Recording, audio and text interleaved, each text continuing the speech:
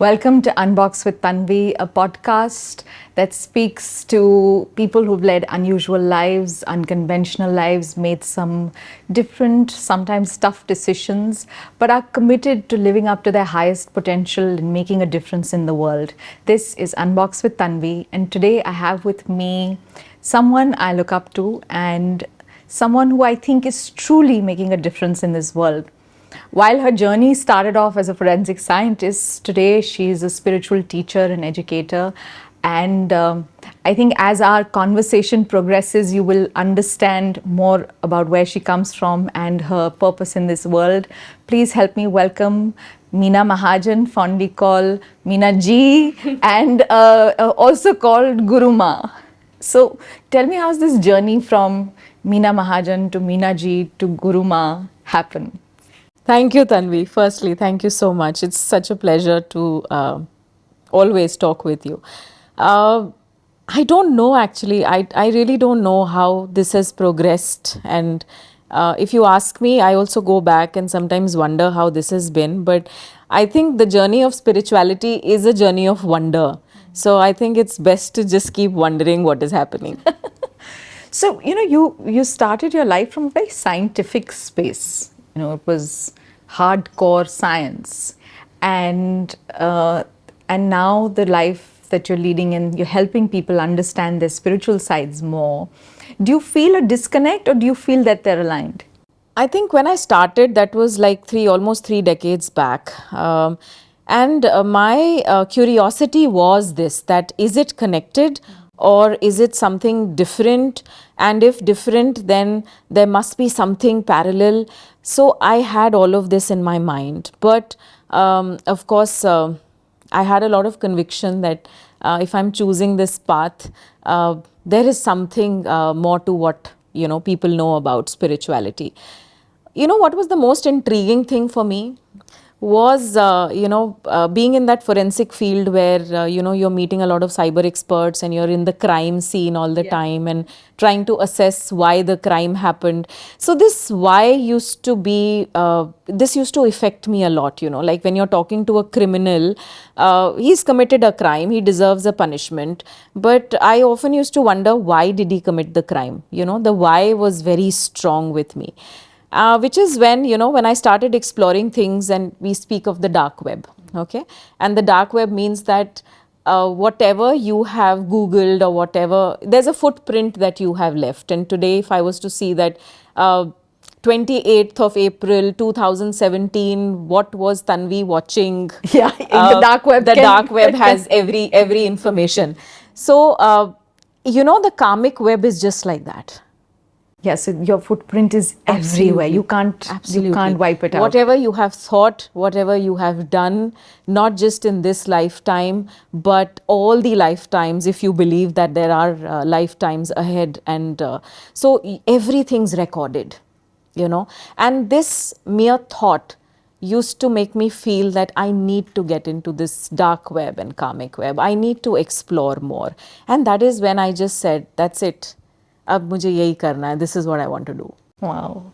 So as a woman, when you're making that transition, was it an easy transition? Because you've got a career that people understand, and then from there you're going into studying the scriptures and exploring spirituality, and like you said, you were curious, you just wanted to know more, you didn't know where it was going to go. Was it an easy transition? Because I think for men, maybe it's easier because बोल दिया तो बोल दिया. I mean, Amitabh Bachchan का dialogue है ना कि मतलब अब बोल दिया ना बस बोल दिया. But is it the same for women, and was it easy for you? No, it's not. It's not. I will not lie.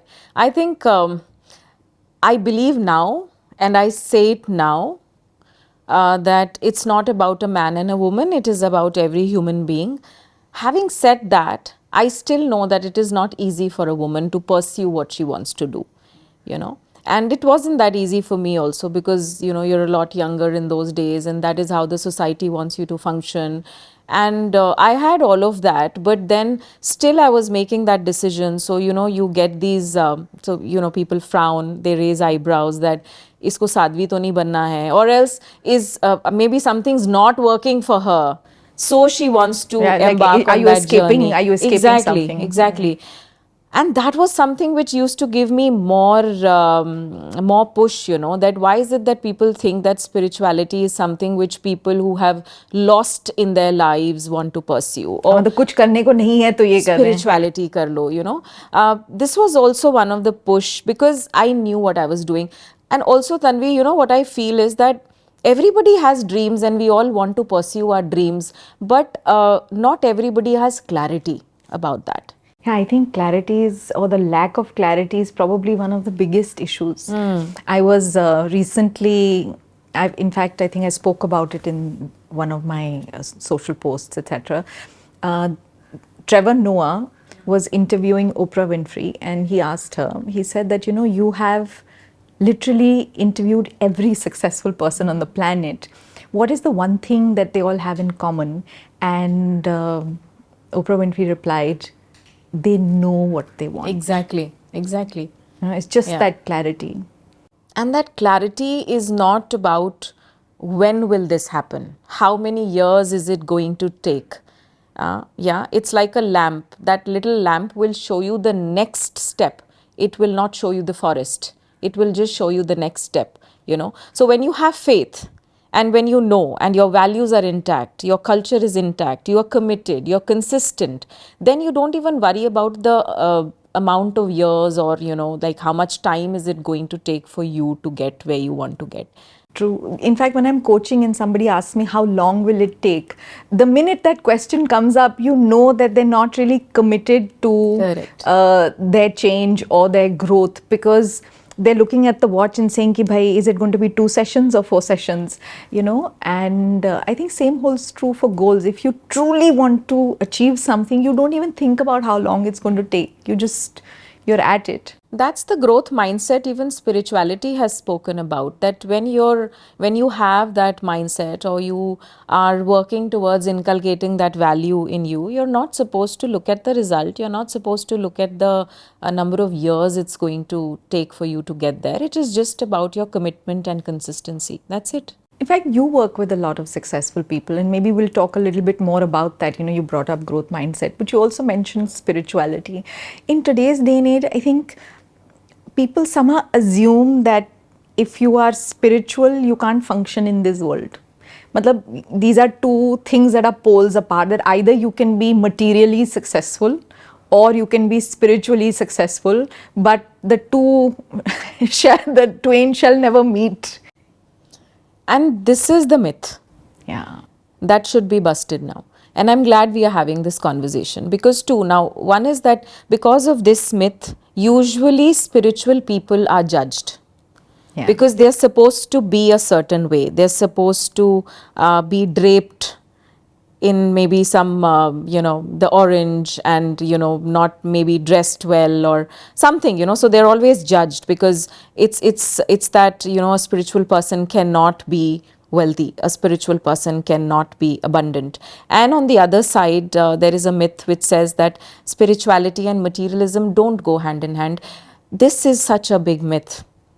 No scripture talks of renunciation.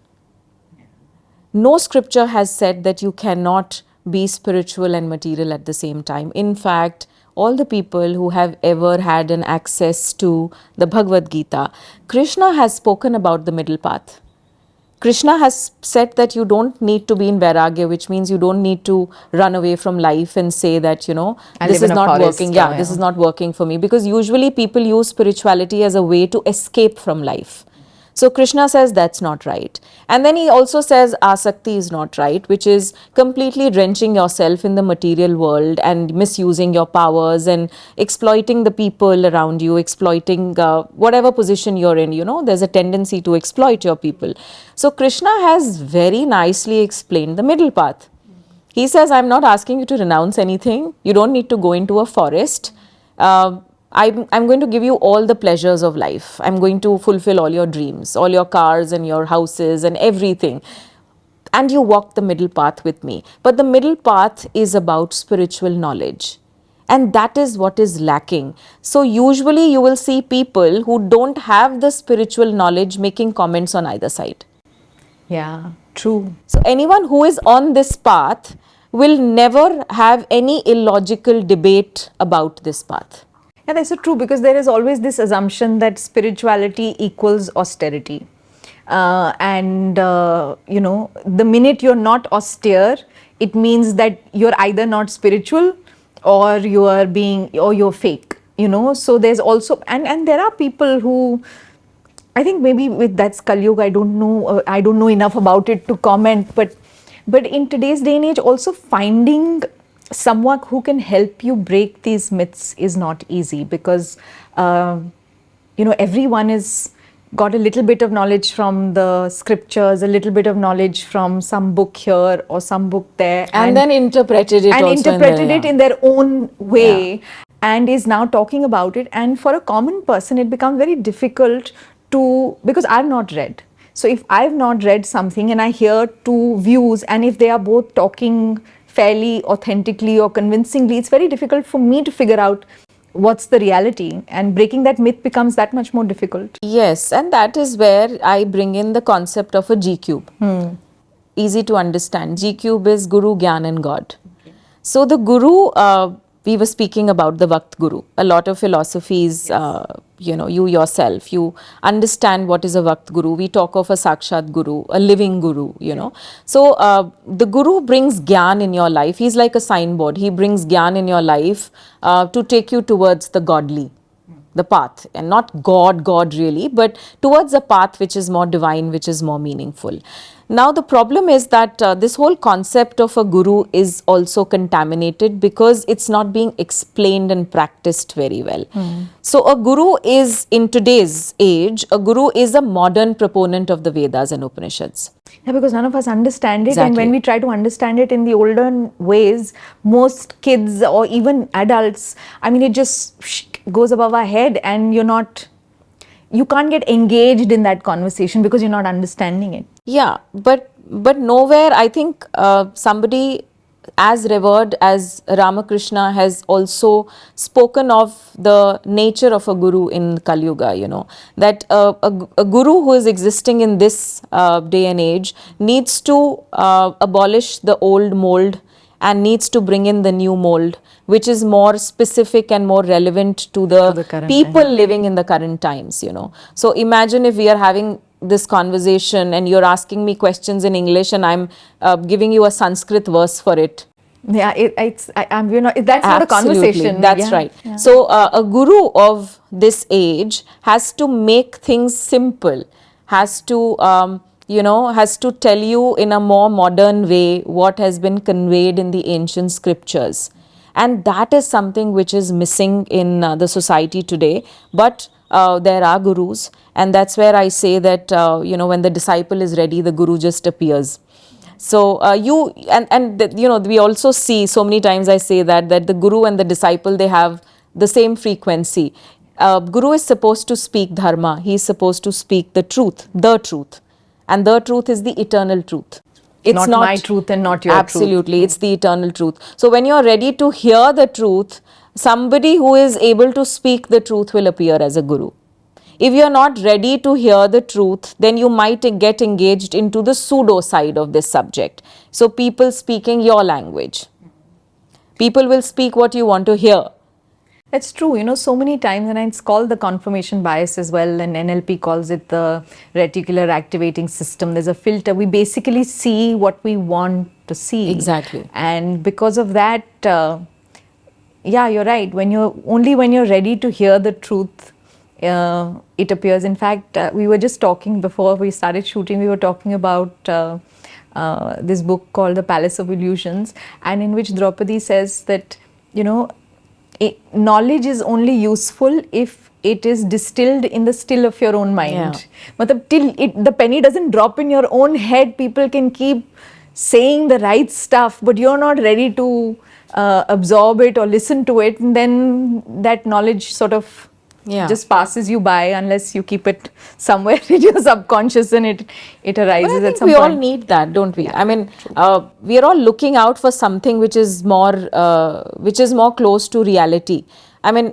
we all do know, I mean, itna to sabko pata hai that whatever we are living in, the times that we are living in, nothing seems to be permanent. Our position, the power, the money, the relationships, we do It's know, all and there is, transient. yes, all transient. And now in the times that we are existing, everything looks like even more temporary. You know, like sometimes you just almost fearful. I just written out a quote 2 days back that when I meet people who are extremely successful and when I'm talking to them, I realize that they've not achieved anything more than fear in their life. Because now they're just scared of Losing it all. You know, so if you don't have spirituality in your life, and you don't, and it's applicable spirituality, if you're not able to apply it in your life, it doesn't make sense to you, then it's very tough for you to even sustain what you've achieved. Yeah, that's true, because because then everything around you is poking you and influencing your thoughts and your decisions and your emotions, and whatever got you to where you are, you're not even able to sustain it, because one person comes and says something or does something and you topple off the tip of the mountain that you have so precariously climbed. Yes. But you talk about it's difficult for people to understand spirituality. In today's day and age, if somebody does want to start exploring a spiritual path, how do you suggest they go about it? Maybe a book they can start reading? Because, I tried reading the Upanishads, but the original versions are like, I just couldn't get my handle around it. I kept saying, is there an abridged version in English that I can use or read? What do you suggest? How does a person start on this journey? It's funny because, when I do my spiritual discourses or satsangs, as I call it, so usually people get very excited and they start reading, and then one page and then they're like, I know. So I often tell them, I said, you know what, that's the beauty, they're locked. Yeah. So only a guru will come and open it for you. Which essentially means that when you're reading a scripture, when you're reading a spiritual text, you need that cleansing, you need that churning to happen, and a guru comes into your life to churn you. And only then you can understand the right perspective of it. Otherwise, that when you're talking about Krishna, people talk more about the Krishna doing Ras Leela than they talk about the Krishna on the battlefield. Yeah. So there's so much of selective learning that people have. I feel it is very important to have a guru in your life. But I think what holds people back is because they don't know what a guru is. They don't know what a guru comes for in your life. So usually it's how we have seen in movies, and then it's just about prostrating, correct. or like you have to completely submit. And some people are have a block to saying that why should I submit? Maybe they're not ready. I don't know. They're not ready, because submission and surrender is not a bad thing at all. I mean, Arjun was completely surrendered to Krishna. There has always been a surrender. Surrender is bhakti. We read all the epics and we read the great mythology, and we know that nothing is possible without surrender. And it's a word that has come to me the last couple of years. We all see ups and downs, and I got to a point where I think I was at my lowest low. And maybe that's why you need to be at rock bottom, because you understand what surrender means. Saying, listen, I don't know, Malik, I don't know what's going on. I don't know, but my life is in your hands. Guide me, help me. And then guidance comes. Yeah. The first chapter of Bhagavad Gita is Arjun Vishad Yoga. Arjun is in a state of despondency. He's completely in a state of conflict. He's given up. He doesn't want to fight. He wants to run away. Imagine Bhagavad Gita starting from something like this. But it's so beautiful that how Krishna is his guru. He hasn't revealed he's God, right? Because if Arjun would have said that you're God, and Arjun knew he's God, but there was no God coming here. It was between a disciple and a guru. Because God will also not entertain you without a guru. So Guru gives you gyan to put you closer to God, So it's absolutely okay to be in a state of despondency, or you just feel that this is it, I've given up. That's where gyan starts coming in. That's where your Krishna comes. So you spoke about G cube, God, Guru, Gyan and God. Yeah. And so you're saying that this journey starts from Guru. Yeah. Who gives you Gyan and leads you on the path to God. That is so beautiful. Yeah. That is so beautiful. You've also, so who's your guru? Like how do you find the center in your spiritual guidance? Finally, you've come to the point. So, yeah, so for me, I think ever since I remember, it has just been Shiva. It has been Mahadev. So there is this, and people often tell me that when I start talking about him, there's something changes, my eyes start glittering, I start I can blushing. see. So there's something, I don't know what it is. And so it's just been Shiva, and yeah, ever since I remember I was a young child, there was something about him which really attracted, but now even more because when I really went deep into the scriptures, I realized that Shiva and Jiva are connected. So every Shiva is Jiva and vice versa. So I realized that Shiva, the dimension that I was trying to touch, the dimension that the field, like we are also sharing a field right now. Yeah, and so it's spirituality is about quantum mechanics and the quantum physics. yeah, so I was wanting to touch that dimension where I believe that Shiva is a dimension where everything is in that dimension. He holds everything together. He's something which is beyond reality. He's something cannot be comprehended at all. I mean, like, you can't comprehend what is Shiva. You can only probably just Get a feel sense of like a feeling. sense of what he is. And because I was also wanting to understand that what is in Shiva that is attracting me so much, and why is it that, what is the need of going beyond reality? I was happy. I thought I had understood the scriptures, the Brahman, the Atman, the Upanishads, the Vedas. I think I had got there, but there was something in me which said, no, you have to go beyond this. And that's when I realized that, so if I just divide it into 4 parts, so there is a sthul, there is a sukshma, then there is a shunya, and then there's a Shiva. So he is beyond all of this. So a sthul is something which we call the physical self. Yeah, The matter, everything that occupies space and that has weight is called matter. So that is the sthul. So the body that we see is sthul, the table, the chair, the camera, everything is sthul. Then there is a sukshma. Sukshma is something which your senses can perceive, but you can't hold on to it. Like energy. like light, maybe even. Karma, yeah, the light. It's there. Karma works. You're getting an energy from me, I'm getting the energy from you, but I can't hold on to it. You can't hold on to it. So that is the sukshma part, which is also a level of our existence. And then there's a shunya, To nothingness. which is nothingness, where often during sadhana, I like to take people to experience a few seconds of shunya, where you're completely nothing and you get a sense that there's everything in this nothing.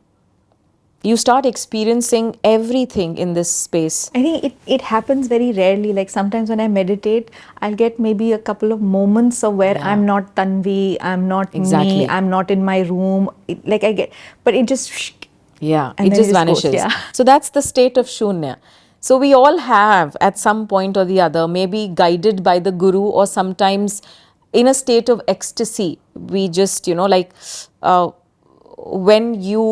when you just delivered inayat and you just had the child in your hand, that was the shunya sthiti. You just went numb. Couple of seconds or maybe microseconds. So that's shunya. And then the state is Shiva. And then he's like beyond everything. He's no sthul, he's no sukshma, he's no shunya, he's just something beyond that. You speak with so much love. Oh, yeah. I mean, he's like, I don't know actually. Somebody tells me, probably if we discuss more, so I'll just have tears of joy rolling down. He's a dimension that exists for me all the time. In fact, the space that we're sitting in is also just so beautiful, and you can see, so much of Shiva, and that you have, this is like a cocoon. Yeah, That you've created, that you've created for yourself, and it's beautiful. In a lot of your spiritual talks, you also talk about Shakti. Yeah. And what is Shakti? How do I understand it as a layperson or somebody who's hearing us? How does, because people talk about Shiv Shakti a lot in parallel, but I think most of us don't understand it. When I look at it from the spiritual standpoint, destroying all the delusions about the nature of reality is spirituality. destroying all the delusions of reality of the nature of reality. So if you feel the nature of reality is this is a man and this is the woman, so I'm saying that spirituality is going to destroy this delusion that you're holding on to, that there's a man and there's a woman. So spirituality says there's a Ardhanarishwar. Okay, so there is a aspect.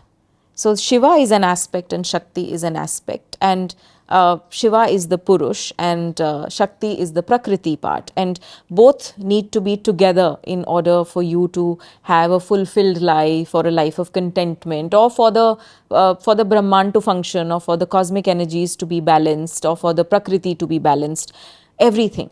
So for me, Shakti is a dimension for sure. Shakti cannot exist without Shiva. Shiva cannot exist without Shakti. They are inseparable, which also should bring us to a point where we are able to understand that in today's times, when we do a gender discrimination and say that this is a woman and this is a man and you're supposed to do this and you're supposed to do this, this is completely abolished in spirituality. When we are on a spiritual domain, there is no difference. No spiritual scripture has spoken about, they've talked about the difference. They've talked about the nurturing aspect and the protection aspect. So it's an aspect of a soul or a spirit, Exactly. but it's not the human versions of male and female that we see. It's not matter. It's not matter. This is a dimension, and we're all blessed to have both. So if you're doing something tough, you're tapping into your Shiva dimension, and if a man is crying or is cooking, he is tapping into the Shakti dimension, which is a nurturing, which sort is of the a nurturing energy. aspect. Yeah. So if you're doing your math, you are the Shiva, and if you're doing, maybe if you're decorating your home, you're the Shakti. So we have both these dimensions intact in us. There is no competition. We are uplifting each other all the time, and I just wish, and why I talk more about Shiva and Shakti, and you'll be very surprised that the West is very open to this talk. Actually, for us in India, our scriptures have told us so many things that we are now beginning to accept only because they're coming from the West. Our colonial past still plays heavy on us. Yeah, so the colonial mindset is our problem, and we've always endorsed things easily when it comes through the Western route. I don't know why, because I think we should take a lot of pride in the fact that today the West is picking up small little things. Yeah, not even in their complete sense. Yeah, just small little things, and they're making it a multi-billion-dollar business, like even the law of attraction, like I say. Yeah, it's a huge business. It's a huge business, but it's picked up from our shastras, and we know a lot more about it than the West. But it's good that they're opening up to our spirituality. India is the spiritual capital of the world. Everything has started from here.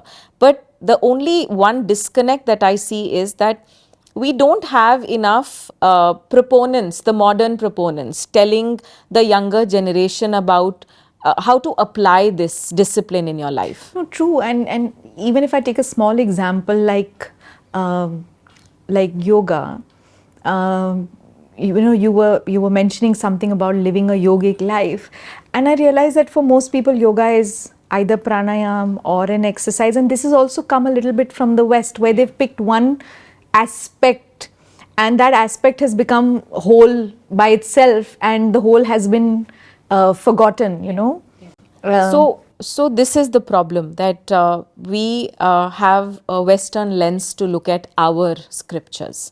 And like you said, not enough people talking in a language that young people today can understand. Yes, because, the demands are changed. Today, the generation is educated, they're very logical, they're very practical, and they must have spiritual teachers to cater to that practical aspect, and it is all there in the scriptures. Sometimes I also feel that now the quantum mechanics is also trying to explore into something beyond reality. I mean, the Higgs boson particle experiment that happened in 2012, I think, that was also about, colliding protons at the speed of light and trying to see what is the debris, what comes out of that collision. So the quantum mechanics and all the physicists are also now trying to see what happens beyond this. Not that they have seen what a proton is. Okay, all this we haven't seen. Okay, but this is what the science says, and they are also trying to find out what is beyond this. What is the universe made of? What is the interstellar dust? What is physical? What is metaphysical? What is it that we see? And what we see is just 3%. What we don't see is 97%. So what is that 97%? So our spiritual scriptures have always given more importance to What we can't see. What we can't see.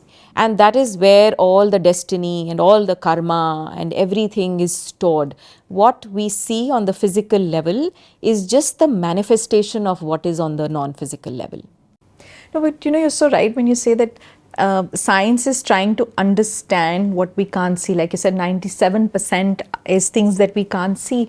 Unfortunately, I think our understanding of science is also a bit warped because only, QED, hence proved equals science. And if it's not proved, it's not science. But I think if you look at some of the inventors from way back, they had a sense or a thought, then they worked to prove that idea or that thought, that was also considered science. I think, gravity wasn't seen, but there was a sense, the apple fell, and then the science and the math came in to try and prove what this could possibly be. But wasn't the apple falling before that? It was, correct, it was. Yeah. Gravity existed long before we knew it was gravity. Exactly. So here is the problem. The problem here is that Vigyan, जिसको हम बोलते हैं ना science, Vigyan means विकसित ज्ञान.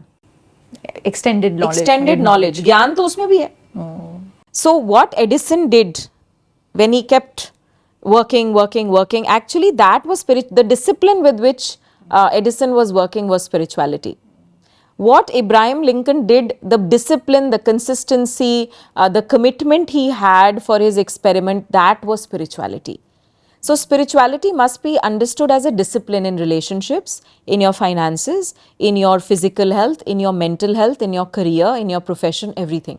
This is the first time I've heard it where you're equating spirituality to discipline or a way of life, essentially, is what you're saying. Yes. Is that something that you've seen with people who are successful? Because, you work and meet a huge array of people, some of whom are extremely successful. And what is your sense of what creates success? Is it what you're just sharing, or is it something else? So one is, so many cases I've seen, and, leaders from across the different areas. It could be political leaders, corporate leaders. What I've often seen is that, yes, they are committed, they are consistent, they are disciplined. This goes without. This is consistent. This is like a blanket statement. This is a blanket statement. They are disciplined, they are consistent, they are committed, and they are cultured. But there's also something else I want to mention here. They're surrendered. And what do you mean by surrender here? They are the true Arjuns. Arjun's surrender to Krishna was complete. So in the first chapter, if you see, and you'll actually understand what parallels I'm drawing here, because in the first chapter, he's just telling Krishna about what he's feeling. He's not lying to Krishna. He's not trying to do any perception management. He's not trying to say, no, I'm actually okay. I'm okay, but I'll do it. Yeah, he's not trying to do that. He's like just brutally honest, and he's saying, देखो मैं हार रहा हूँ, I'm losing, and what are you even asking me to do? I don't want to fight the battle. I'm done. So he's being very honest. And when you're honest with someone, it means the person matters to you. So here, Arjun's go-to person is Krishna. He's not a friend. Arjun would have gone to his own brother, who is called the Dharmaraj Yudhishthir. But Arjun doesn't go to him. Arjun's go-to person is Krishna, his guru. Because he knows that my guru is going to accept me just the way I am. No judgment. No judgment, no justification, no blaming, nothing. There's going to be no gossip, because today when you talk to people about your problem, there are more chances of gossip than them giving you a solution. True. So he's just telling truthfully what he's feeling, because he knows that Krishna will now give him a way out of it. And then eventually he says in the first chapter and the third chapter that I completely surrender to you. You tell me what to do. Instruct me what to do. He doesn't say guide me. There's a difference. Guidance and instructions are two different things. He says, instruct me what to do. So he wants Krishna to give him instructions, because when someone is giving you instructions, you just follow blindly. So that's also somewhere qualifying the relationship between a guru and a disciple, that surrender is very important. Your faith cannot shake. You can't be doubtful about the path. So today you say that, okay, I'm going to follow the spiritual path and you are my guru, and all right, suit my need, I'm going to follow. And then after 2 months, if you It's face a inconvenient, situation, It's inconvenient to follow now. correct. So, or else if 2 months later you face a situation and you're like, oh my God, I was following you, how can I face a situation? But no real guru will ever say that I'm completely, abolishing all the coming situations from your life. He will explain you the philosophy of karma. He is going to explain you how this life works, how the ecosystem works, and he's going to say, okay, now you go ahead, take your choice. Make your choice. So that I feel with discipline and commitment and culture and consistency, surrender is very important.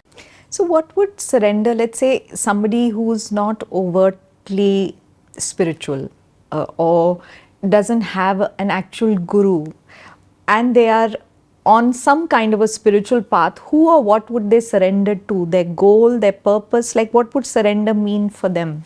See, you can surrender to anything in your life. Like people are surrendered to alcohol, people are surrendered to the tamasic life also, So when we are talking of success, we must understand that success is abundance. It's not something which comes and goes. Like you want to be successful for life. Yeah, true. You don't want to be fearful to lose that success. So that is abundance. That's not success.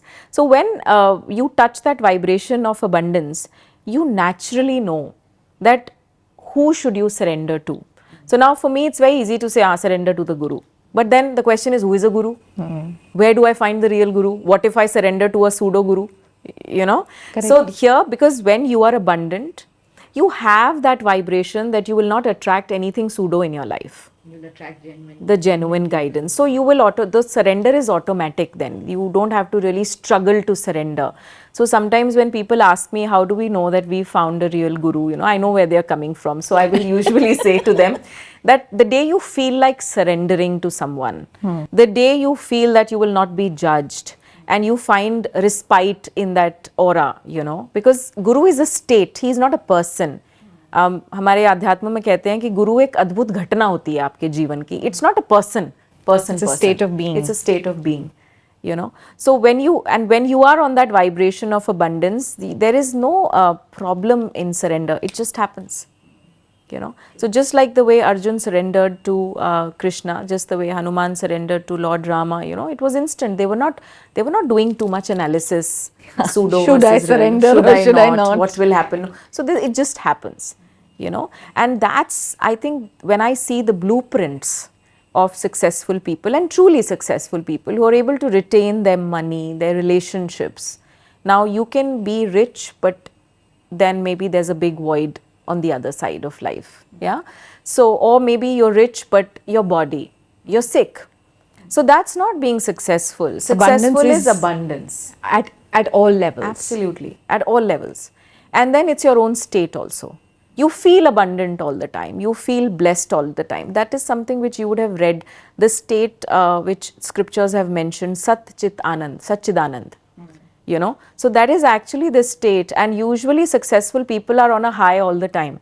Yeah, and they're high on energy, they're full of enthusiasm, and you see that, when they're talking, they're very passionate about what they're doing. It kind of comes out. Yes. So this is something special that I see, and this is of course in addition to your discipline and your practices. A lot of them do a lot of practices. Now this could be a ritual also, right? So if you see the who's who, and if you see all the rich people, and you want to imitate them. If Virat Kohli is going to Vrindavan, you also want to go to Vrindavan. It's not about him going to Vrindavan today, because after a person is successful, you like to talk about the person, but what about the journey? Yeah. I'm sure he would have always gone to Vrindavan. I'm sure he would have always been a devotee, So that's the funny thing. But I think I feel very happy when I see successful people because they are somewhere validating the entire being, the existence. They are these people, I often just just a small story, Ramakrishna was meditating once, and in his meditation, he just started saying the word daya, daya, daya, daya. And then he just stopped and he said, no, no, no, this is not daya, this is seva, seva, seva, seva.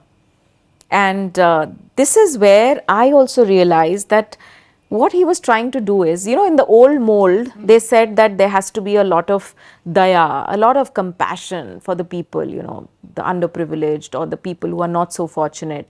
But I think the modern mold talks about seva. And that's where his favorite disciple Vivekananda picked up this learning and made it servant leadership.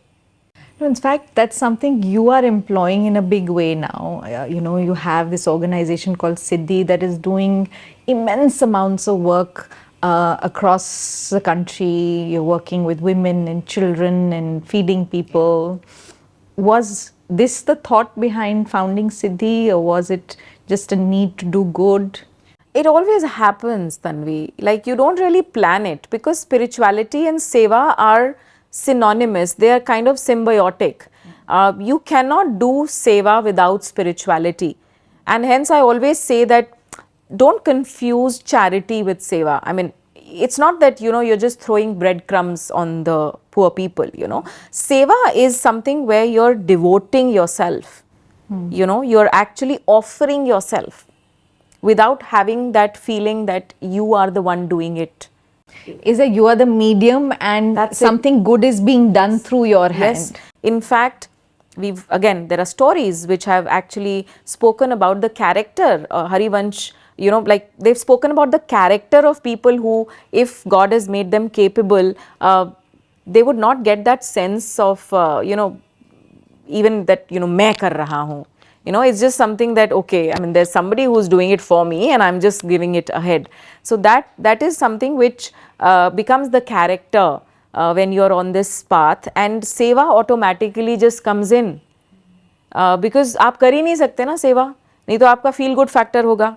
वो तो फिर ego आ गई ना, that I am doing this. आज मैंने 2000 लोगों को खाना खिलाया, तो वो तो अहंकार हो गया ना. That becomes ego, and you're not going to do it tomorrow, you're not going to do it for another year. So somebody who's consistent, somebody who knows that this is a sanskar, seva is a sanskar, this is spirituality, then it doesn't become a task. So Siddhi is doing a lot of work across India, and we are working on a lot of projects. One is food, one is women health and hygiene. Then we have gurukuls also, where we are not giving formal education, but we are teaching a lot of good values to the underprivileged children. Oh, wow, that's beautiful. So, one last question that I want to throw your way. For people who are just exploring spirituality, or who want to start on a path that is more authentic and more honest and more spiritual, if they want to shift and they're curious to say, हाँ मैं कुछ करना चाहती हूँ या कुछ करना चाहता हूँ, what is the one thing you would suggest they can start with? See, the expectation is never to just jump into hardcore spirituality and start reading or understanding the scriptures and Guru Dharan Kar lo or something. Something very simple which everybody should do is, and which is also causing problems in everyone's lives, is too many reactions coming. At the drop of a hat we react.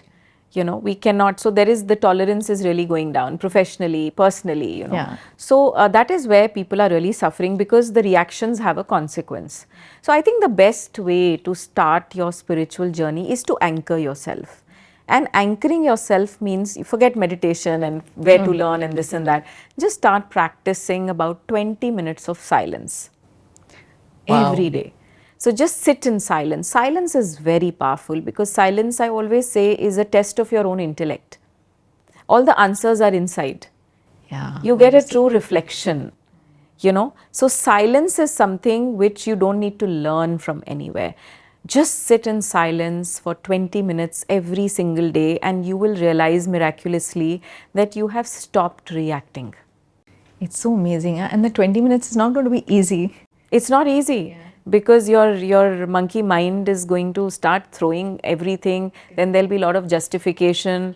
Ghanti baj gayi, courier aa gaya. Absolutely. But we need to find that time, and it's not something which is very difficult. Like I say that it's not easy, but it's something which is very possible. Everybody can do it. It's doable. You don't need equipment. You don't need any books. You don't need a special place. You actually don't need anything to just sit nothing. And for 20 minutes in and just silence. make that connection with nature. Or I think the best way to practice 20 minutes silence is to walk barefoot in a garden, because that's when you're not talking, you're Leave your phone listening at home. more. Leave your phone at home. Yeah, leave your phone at home. This digital detox is a must. And then, looking around your trees, your leaves, your animals, the ants, the small, everything, just will make so much sense. And those 20 minutes is going to completely ground you and align you. It's been an amazing experience speaking to you, and I'm just very grateful that you agreed to come on our show and have this conversation. I hope you all enjoy it. Thank you so much. Thank you, Tunvey. Thank you for having me. Thank you so much. My pleasure. That's all from Unbox with Tunvey, and we'll catch you on another episode.